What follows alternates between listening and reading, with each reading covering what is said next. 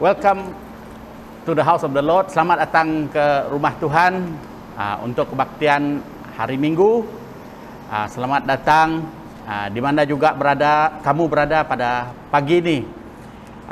Pada pagi ini kita akan meneruskan kebaktian, tetapi sebelum itu kita akan memulakan dengan puji sembah yang akan dipimpin oleh Cikgu Sharon. Jadi sebelum itu kita akan berdoa dan menyerahkan waktu ke dalam tangan Tuhan. Tuhan, kami bersyukur karena pagi ini sekali lagi kami dapat datang berkumpul Tuhan sebagai anak-anak-Mu Tuhan. Firman-Mu menyatakan di mana 2 ataupun 3 kami berkumpul di dalam nama Engkau, Engkau berada bersama kami. Tuhan, pada pagi ini kami menyerahkan setiap hati yang hadir, di mana juga mereka berada pada pagi ini. Tuhan, kami berdoa di dalam kami memuji, dalam kami menyembah nama-Mu, di dalam kami mendengar firman-Mu. Tuhan, Engkau bekerja di dalam hati kami. Tuhan, kami mengikat segala roh yang ingin mengganggu kami dari mendengar daripada Engkau, dari memuji dan menyembah-Mu. Dalam nama Tuhan Yesus kami mengikat dan kami mematahkannya dalam nama Tuhan Yesus dan mengusirkannya di halayak kami. Tuhan, kami berdoa, Roh Kudus, Engkau terus melayani setiap daripada kami pada pagi ini Tuhan. Kami menyerahkan kebaktian kami pada pagi ini ke dalam tangan-Mu, sebab Tuhan kami meminta semua ini di dalam nama Tuhan Yesus Tuhan dan Juru Selamat kami. Amin. Saya mempersilakan Cikgu Sharon untuk memimpin kita dalam puji sembah.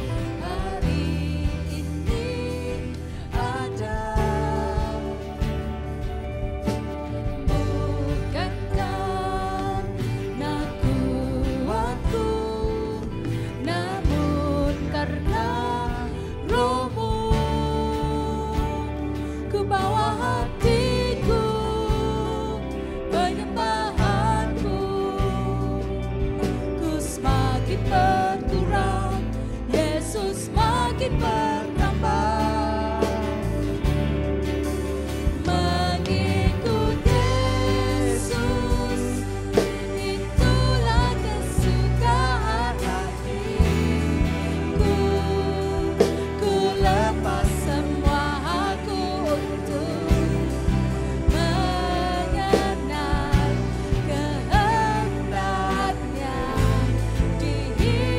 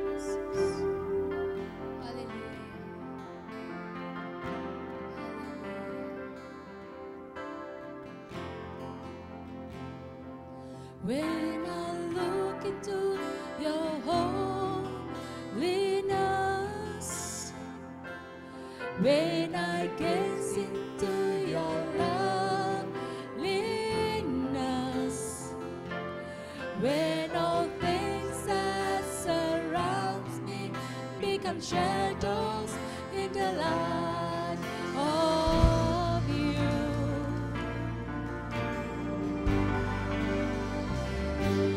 When I found the joy of reaching your heart, when my will becomes enthroned in your love, when all things that surrounds me become shadows in the light of you. One more time, church. When I look into holiness, when I gaze into your loveliness, when all things that surround me become shadows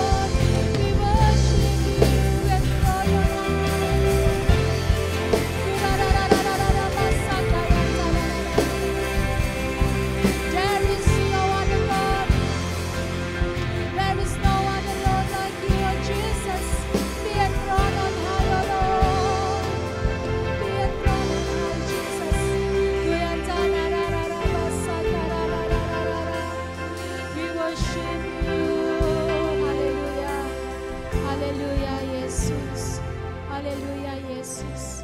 Terima kasih Yesus untuk masa ini.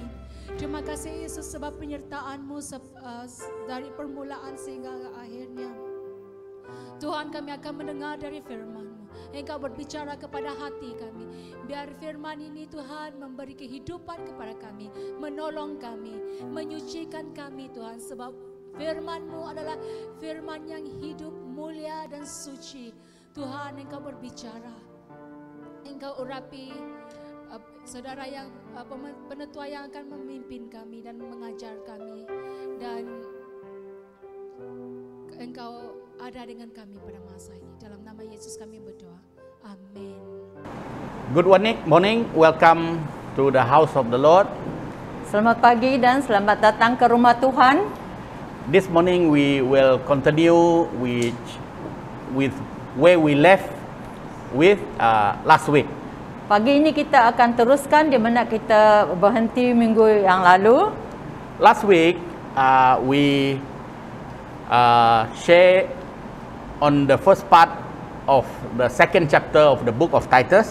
Minggu lalu kita telah berkongsikan bahagian pertama daripada Titus bab 2 from verse 1 to verse 10. dari ayat 1 sampai 10. And we will recap what we studied. Dan kita akan buat ringkasan apa yang kita telah belajar. Last week we see how Paul advised Titus on how he should minister to the old man, old lady, young women, and young men and employees in the place where Titus minister in Crete. Minggu lalu kita telah melihat bagaimana Paulus menyuruhkan Titus untuk mengajarkan lelaki tua, perempuan tua, lelaki muda, perempuan muda dan pekerja-pekerja di gereja yang Titus akan layani. And we stop at verse 10. Dan kita telah berhenti di ayat 10. Today we will finish off with chapter 2 of Titus from verse 11 to verse 15. Hari ini kita akan habiskan bab 2 Titus ini daripada ayat 11 sampai ayat 15. I will read Titus chapter 2 verse 11 to 15, and after that Auntie Alau will also read in the Bahasa Malaysia version. Dan pertama Joseph akan membacakan dalam bahasa Inggris ayat 11 sampai 15 dan kemudian saya akan bacakannya dalam bahasa Malaysia. In English, Titus chapter 2 verse 11. Titus 2 ayat 11 sampai 15 dalam bahasa Inggris. For the grace of God has appeared that offers salvation to all people. It teaches us to say no to ungodliness and worldly passion, and to live self-controlled, upright and godly lives in this present age, while we wait for the blessed hope, the appearing of the glory of our great God and Savior, Jesus Christ. Verse 14, who gave himself for us to redeem us from all wickedness and to purify for himself a people that are his very own, eager to do what is good.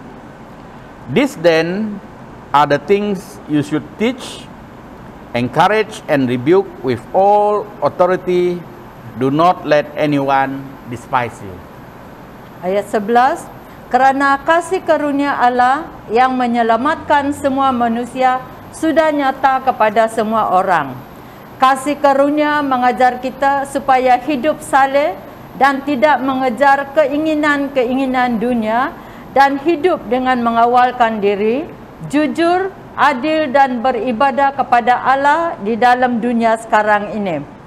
Sekarang kita sedang menantikan hari yang kita harap-harapkan itu, apabila keagungan Allah Maha Besar dan Yesus Kristus penyelamat kita akan kelihatan.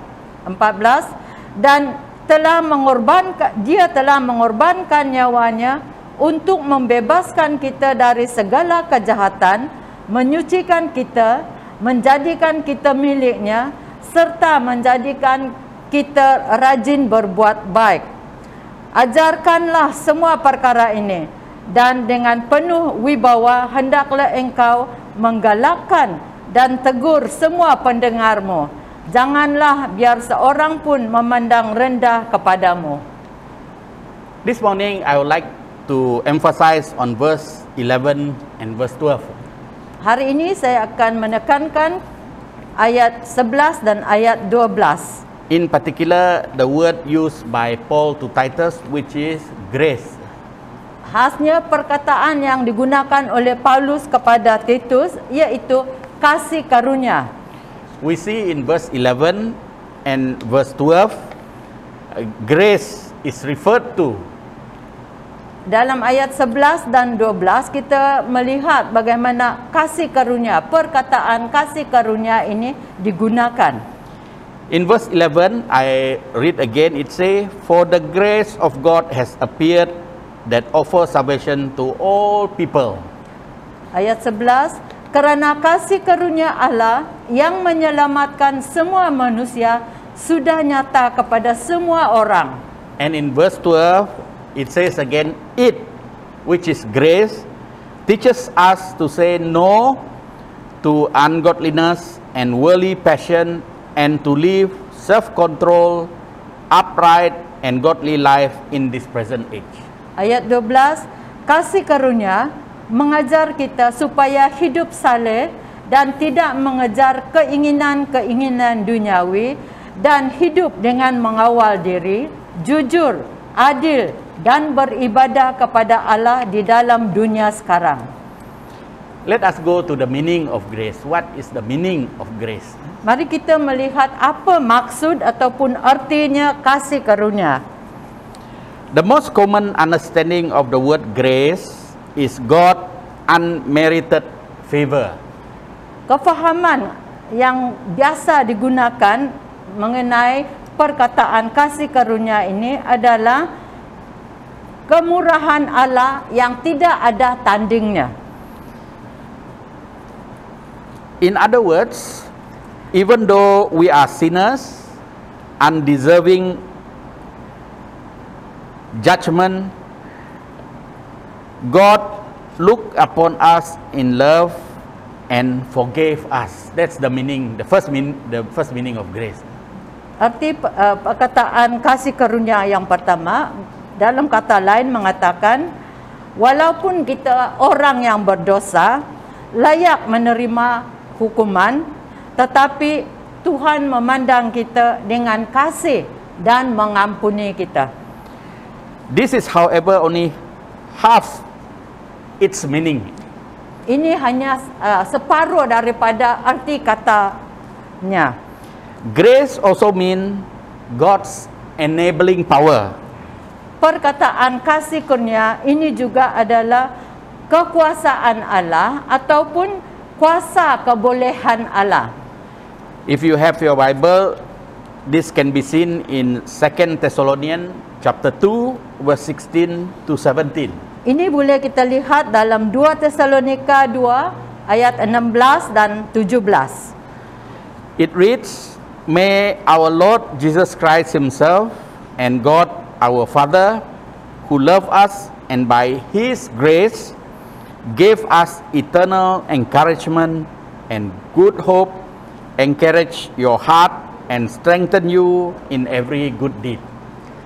Semoga Tuhan kita Yesus Kristus sendiri dan Allah Bapa kita yang dalam kasih karunia-Nya telah mengasihi kita dan telah menganugerahkan penghiburan yang kekal dan pengharapan yang baik kepada kita, kiranya menghibur dan menguatkan hatimu dalam pekerjaan dan perkataan yang baik.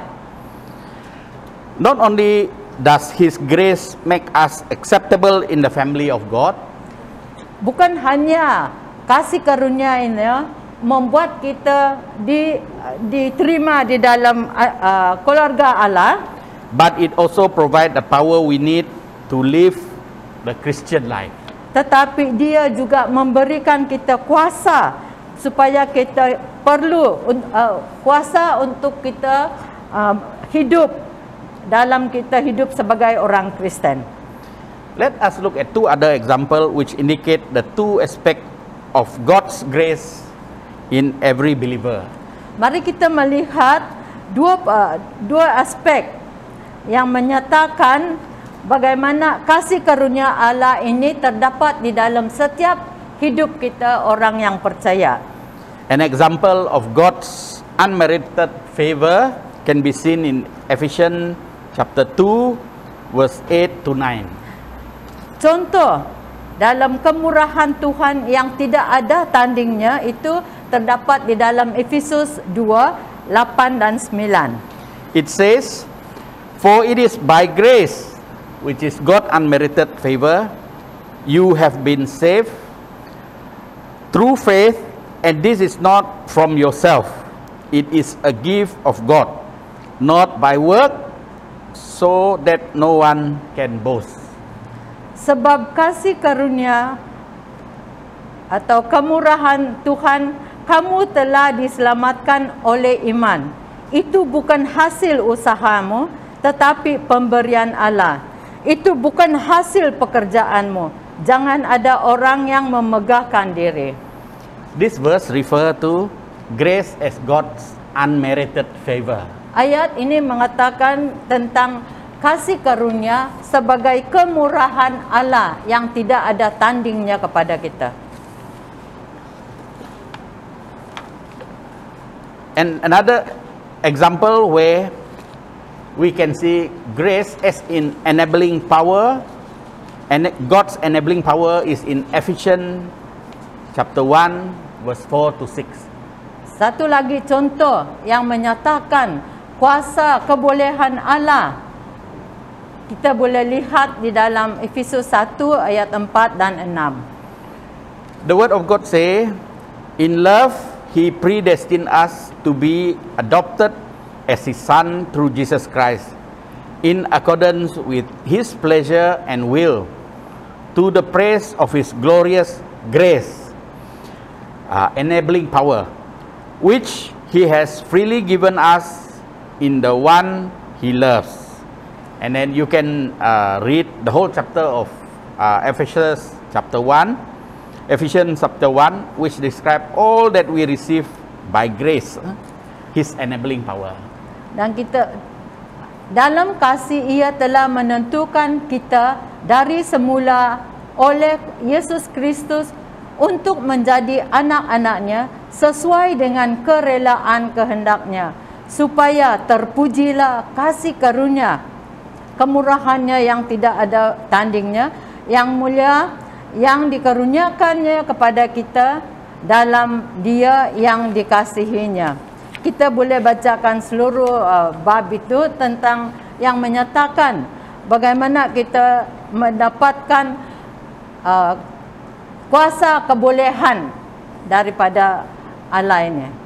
Therefore, in the book of Titus chapter 2 verse 11 and 12, Paul is referring to grace as in unmerited favor, God unmerited favor, and grace in God's enabling power.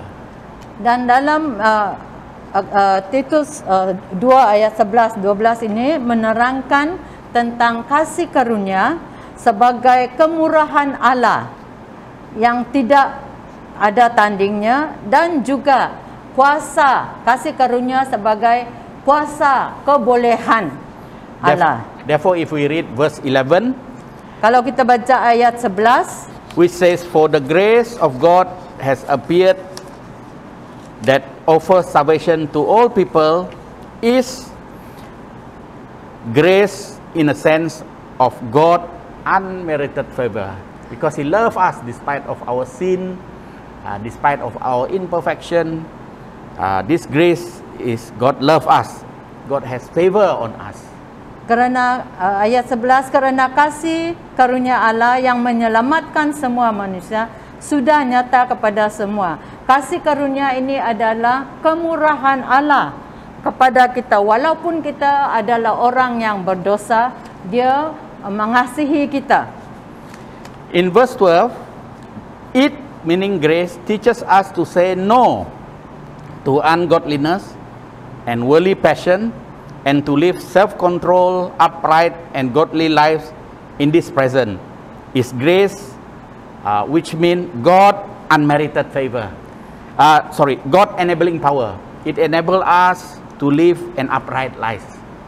Ayat 12, kasih karunia mengajar kita supaya kita hidup dengan mengatakan tidak kepada yang jahat dan tidak mengejar keinginan-keinginan duniawi, dan hidup dengan mengawalkan diri, jujur, adil dan beribadah kepada Allah di dalam dunia sekarang ini. Berarti kasih karunia di sini merupakan kuasa kebolehan yang Tuhan beri kepada kita supaya kita boleh hidup dengan benar.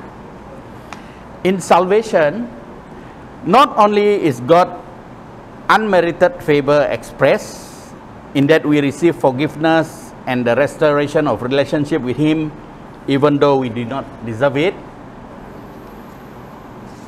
Dalam kasih karunia bermaksudkan kemurahan Allah, tidak ada tandingnya kepada kita. Walaupun kita berdosa, Dia telah mengampuni kita. But also is God enabling power, for it is by His power that we can and are being transformed. Dan dengan kasih karunia yang itu, kuasa kebolehan Tuhan yang membolehkan kita untuk diperbarui dalam hidup kita.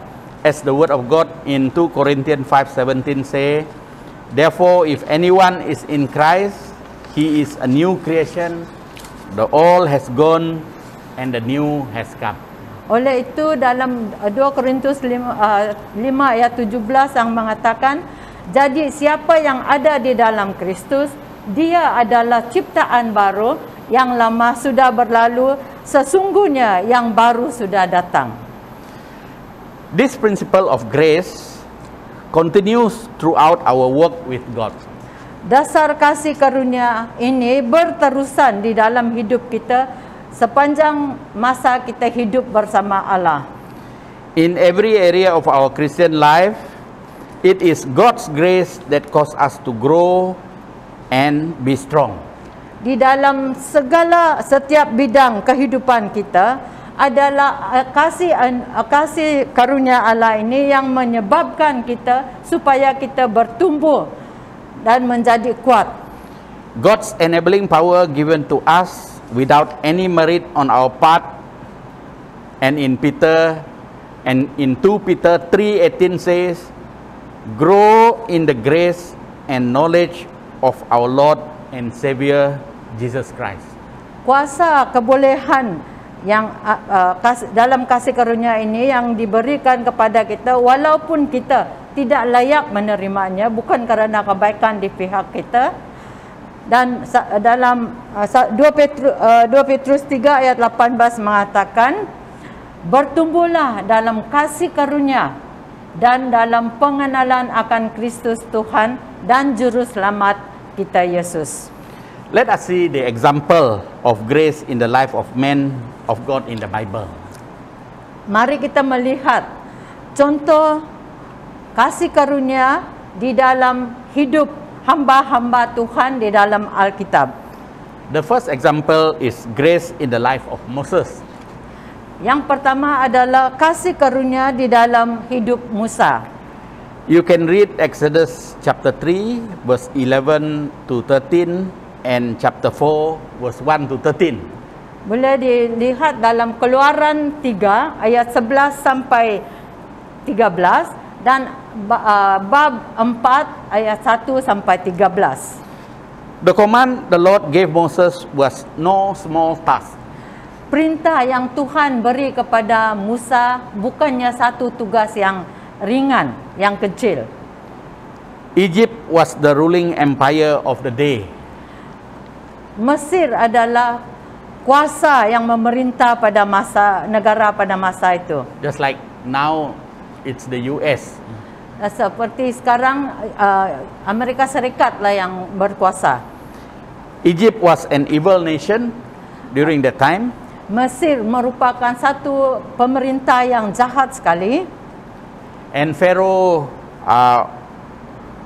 was a satanic leader, can Dan be said. Firaun itu adalah satu pemimpin yang dikuasai oleh setan. He held authority and he claimed to be divine. That Dan means he is God. Dia lah yang memegang kuasa dan dia mengatakan, mengaku bahawa dia adalah Tuhan. Every nation in the known world during that time lived in fear of Pharaoh. Semua negara yang pada masa itu mereka hidup dalam ketakutan akan Firaun. Then God told Moses to go to Egypt and tell Pharaoh to let his 3 million people go free from slavery. Dan Allah telah menyuruh Musa untuk pergi ke Mesir dan memberitahu Firaun untuk membebaskan 3 juta orangnya daripada penghambaan. Moses' immediate response was, which was out of his own weaknesses and inability, are as follows. Tindakan serta-merta daripada Musa kerana dia takut dan tidak mampu. In Exodus 3:11, Moses say, when God asked him to go to Egypt, "Who am I, God?" That's what he say. Dalam ayat 13, waktu Tuhan menyuruhkan Musa pergi ke Mesir, ini jawab dia, siapakah aku? Ini. In verse 3:13, he even questioned God. He say, "Who are you?"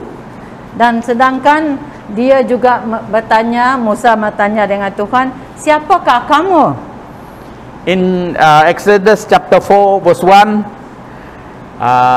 Moses tells God, "They won't believe me." That's what he said. They won't believe me that you asked me to let these people go. Dalam bab 4 ayat 1, Musa beritahu Tuhan, mereka tak akan percaya kepada saya. Kamu suruh saya pergi, mereka tak akan percaya saya. In chapter 4 verse 10, Moses say, "I am not eloquent." That's why he say, I cannot talk to the Pharaoh. You know who is the Pharaoh? That's what he said to God lah. Dan dalam bab 4 ayat 10, Musa berkata kepada Tuhan, aku ini tidak pandai berbicara. Kamu suruh saya jumpa Firaun, saya tidak pandai berbicara.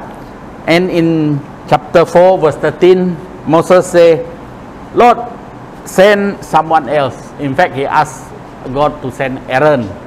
Dan ayat bab 4 ayat 13 ini Musa katakan, Tuhan, utuslah orang lain. Sebenarnya dia mau suruh Aaron pergi. But with God's grace, Moses did go to Egypt. Tetapi dengan kasih karunia Allah, Musa memang pergi ke Mesir. And with signs and wonder brought the people of Israel out as God told him to. Dan dengan tanda dan keajaiban, Musa telah membawa orang Israel keluar dari Mesir seperti apa yang Allah telah beritahu dia. This is one example of God's the grace, which is God's enabling power. Dan ini adalah satu contohnya bagaimana kasih karunia, kuasa yang memberi kebolehan dari Allah To Moses. kepada Musa. The next example of grace in the life of the people in the Old Testament can be seen in the life of Gideon. Dan satu contoh di mana kasih karunia ini di dalam hidup orang dalam perjanjian lama, iaitu hidup di dalam hidup Gideon. You can read the story of Gideon in Judges chapter 6 verse 1 to 24. Dan cerita hidup Gideon ini boleh kita lihat dalam Hakim-Hakim bab 6 ayat 1 sampai 24. The call of God came to Gideon. Panggilan Allah kepada Gideon datang padanya To deliver the people of God from the conquering army of the Midian. adalah untuk membebaskan orang Israel daripada seorang kumpulan Midian yang menyerangkan Israel pada masa itu. During that time, Israel was known only Israel had known only defeat for many years. Pada masa itu Israel dikenali sudah dikalahkan beberapa tahun. Gideon responds to God's words in verse 13 of chapter 6 of the book of Judges. Dan tindak balas Gideon dalam pada bab 3 bab 6 tu ayat 13 itu revealed his initial disbelief. menyatakan bagaimana dia pada mulanya tidak percaya. It says, Dia mengatakan, "But sir," Gideon replied, "if the Lord is with us, why has all this thing happened to us?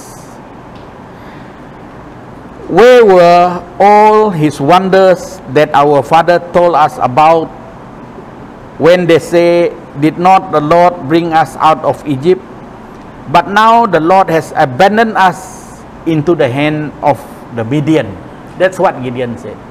Gideon berkata kepada Tuhan, Tuanku, jika Tuhan menyertai kami, mengapa semua ini menimpa kami? Di manakah semua perbuatannya yang ajaib yang diceritakan oleh nenek moyang kami pada kami, ketika mereka berkata, bukankah Tuhan telah menuntun kita keluar dari Mesir? Tetapi sekarang Tuhan membuang kami dan menyerahkan kami ke dalam cengkeraman orang Midian. Even when the Lord encouraged Gideon and promised to be with him, walaupun Tuhan telah mendorongkan Gideon dan berjanji untuk bersama dia, Gideon answered, "How can I save Israel? I'm the smallest member of the smallest family in our tribe." This is in verse 15 of chapter 6 of the book of Judges. Dalam ayat 6 ayat 15 bab 6, Gideon berjawab kepada Tuhan, bagaimanakah aku menyelamatkan Israel? Kaumku adalah yang paling kecil di antara suku dan akulah yang paling muda dalam keluargaku. But despite his fear and inability, walaupun dalam ketakutan dan tidak keupayaannya ini, with God's grace, which is the enabling power of God, dengan kekuatan kasih karunia Allah, Gideon saved Israel. Gideon dapat menyelamatkan orang Israel. And he did it with just a small band of men. Dia melakukannya dengan beberapa kumpulan orang yang sedikit sahaja. It was grace that made the difference.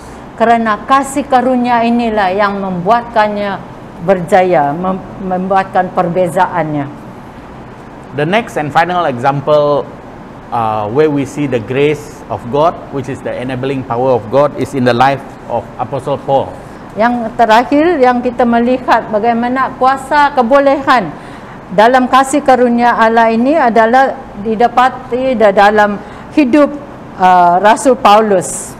We can read Acts 15:40. Boleh dibaca dalam Kisah Rasul 15 ayat 40. Before Paul and Silas set out for their missionary journey together, sebelum Paulus dan Silas diantar ke pelayanan mereka, the word of God said the church in Antioch prayed for them and commanded them to the grace of the Lord. Firman Tuhan mengatakan gereja di Antioquia berdoa untuk mereka dan menyerahkan mereka kepada kasih karunia Tuhan. For the work that was ahead of them. Untuk pekerjaan yang di depan mereka ini. And we can read Paul's description of his experience in 2 Corinthians 11:22 to 23. Kita boleh membaca tentang pengalaman Paulus di dalam 2 Korintus 11 ayat 22 sampai 23. It is understandable that he was first commended to the grace of God. Pertama, kita boleh faham dia diserahkan kepada kasih karunia Allah. He needs it to survive. Dia memerlukan sangat ini untuk hidup. The Lord's answer to Paul's confession of his weaknesses is his promise, which is also to us in 2 Corinthians 12 and 8. Jawapan Tuhan kepada Paulus waktu dia menyatakan kelemahannya adalah dalam janjinya yang terdapat di dalam 2 Korintus 12 ayat 9. The word of God say, "My grace is sufficient for you, for your power is made perfect in weaknesses." Jawab Yesus kepada Paulus dalam ayat itu, waktu dia mengaku kelemahannya, Yesus katakan, "Cukuplah kasih karuniaku bagimu, sebab kuasaku menjadi sempurna dalam kelemahan." And this promise applied to us. Ini adalah janji yang juga bagi kita. In our relationship with God, Dalam persekutuan kita dengan Tuhan, as we work with Him each day, dalam kita hidup dengan Dia tiap hari, we constantly meet situation that would try to overwhelm us. kita sentiasa menghadapi situasi yang cuba untuk melemahkan kita. Our response to God is to trust His word, Dan tindak balas kita kepada Tuhan adalah untuk percaya kepada firman-Nya. we express our trust to God through obedience. Kita menyatakan kepercayaan kita kepada Tuhan melalui ketaatan kita. This proof we believe what God's word says despite what the circumstances might be. Dan ini akan membuktikan bahawa kita percaya kepada firman Tuhan walaupun kita melalui situasi-situasi yang nampaknya sukar. God response to our faith is His grace. Dan tindak balas Allah kepada kita adalah kasih karunia-Nya. His enabling power, Kuasa kebolehan yang Dia beri pada kita, which cause us to triumph in every situation.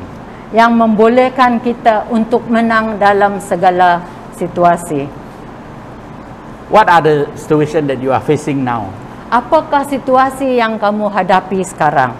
I know we have just recently been declared lockdown by the state government. Kita baru-baru ini diisytiharkan dengan lockdown sepenuhnya oleh kerajaan. This is the situation that wants to overwhelm us. Ini adalah satu situasi yang cuba mengalahkan kita. And there are other situation that you might be facing that is trying to overwhelm you. Mungkin ada juga situasi-situasi lain yang kamu hadapi yang cuba mengalahkan kamu. Before I end my sharing, I would like to share 2 important promise to you as you face the circumstances that you are facing now. Dalam saya menutupi kongsi saya ingin kongsikan ada 2 janji penting yang saya ingin kongsikan dengan kamu sekarang. The first promise is we have access to the throne of grace. Janji yang pertama adalah kita dengan penuh keberanian menghampiri takhta kasih karunia. We can see this in the book of Hebrew chapter 4 verse 16. Kita boleh lihat ini dalam Ibrani 4 ayat 16. In facing what we are facing now, in what you are facing now, dalam kita menghadapi apa yang kita hadapi dan apa yang kamu hadapi sekarang. The word of God says, Firman Tuhan katakan, let us then approach the throne of grace with confidence, so that we may receive mercy and find grace, which is His enabling power in whatever situation we may be, to help us in our time of need. Sebab itu, marilah kita dengan penuh keberanian menghampiri takhta kasih karunia, supaya kita mendapat belas kasihan dan kasih karunia, kekuasaan ataupun kuasa kebolehan untuk menolong kita ketika kita memerlukannya. The word in Hebrew 4:16 say, Ayat Ibrani 4 ayat 16 ini mengatakan, we can come to the throne of grace. kita boleh menghampiri takhta kasih karunia. And this grace, which is the enabling power to help us in our time of need. Kasih karunia ini, kuasa kebolehan ini boleh menolong kita waktu kita memerlukannya. The second promise or verse can be seen in 2 Corinthians 9:8. Janji yang kedua adalah Allah sanggup melimpahkan segala kasih karunia, terdapat dalam 2 Korintus 9 ayat 8. And the word of God says, and God is able to make all grace abound to you, so in all things, at all times, having all that you need, you will abound in every good works. 2 Korintus 9 ayat 8, dan Allah sanggup melimpahkan segala kasih karunia kepada kamu, supaya kamu senantiasa berkecukupan di dalam segala sesuatu, dan malah berkelebihan di dalam pelbagai kebajikan. So, God is able to make all grace abound in our life, in whatever we are facing. He will be able to, God will enable us to face it with the help that He will give, like He helped Moses, like how He helped Gideon, and how He helped Paul, and He will help you too. Dan Allah telah berjanji bahawa Dia akan memberikan kita kasih karunia, akan memberikan kepada kita, menolong kita dalam hidup kita, seperti mana Dia telah memberi kasih karunia, menolongkan Musa, Gideon dan Paulus dalam kehidupan mereka. Let us pray this morning. Mari kita berdoa. Tuhan, Engkau mengetahui apa yang setiap daripada kami alami pada masa ini, Tuhan. Tuhan, Engkau berjanji Engkau akan bersama kami. Engkau berjanji Engkau mengasihi kami, Tuhan. Engkau berjanji Engkau akan bersama kami, memberi kami kasih karunia di dalam kehidupan kami, Tuhan. Tuhan, kami datang kepada Engkau pada pagi ini. Tuhan, Engkau mengetahui setiap hati yang telah mendengar firman-Mu, setiap pergumulan, setiap sesuatu yang mereka alami sekarang ini. Terima kasih Tuhan, firman-Mu mengatakan, Tuhan, Kamu memberi kasih karunia yang melimpah kepada kami di dalam kami memerlukannya, Tuhan. Terima kasih Tuhan Yesus, Engkau mengasihi kami. Bukan saja Engkau mengasihi kami, Kamu menyertai kami. Tuhan, kami berdoa kepada anak-anak-Mu yang memerlukan Tuhan sentuhan daripada Kamu, yang memerlukan pertolongan daripada Kamu. Tuhan, kami berdoa pada pagi ini, Tuhan, Kau datanglah di dalam kehidupan mereka, di dalam keluarga mereka, di mana juga mereka berada, agar Tuhan mujizat-Mu akan berlaku di dalam kehidupan mereka. Tuhan, kami menyerahkan setiap daripada anak-Mu pada pagi ini ke dalam tangan-Mu Tuhan, sebab kami percaya Tuhan Engkau ada di sini, Tuhan Engkau mendengar, dan Tuhan Engkau akan bertindak. Tuhan, kami menyerahkan hari-hari yang akan datang. Tuhan, firman-Mu yang kami telah dengar, agar Tuhan Engkau menyertai kami, agar firman-Mu terus membesar, berkembang di dalam kehidupan kami. Kami menyerahkan masa dan tempat ini ke dalam tangan-Mu, sebab Tuhan, kami meminta semua ini dalam nama Tuhan Yesus, Tuhan dan Juru Selamat kami. Amin. Amen. Okay, our service has ended.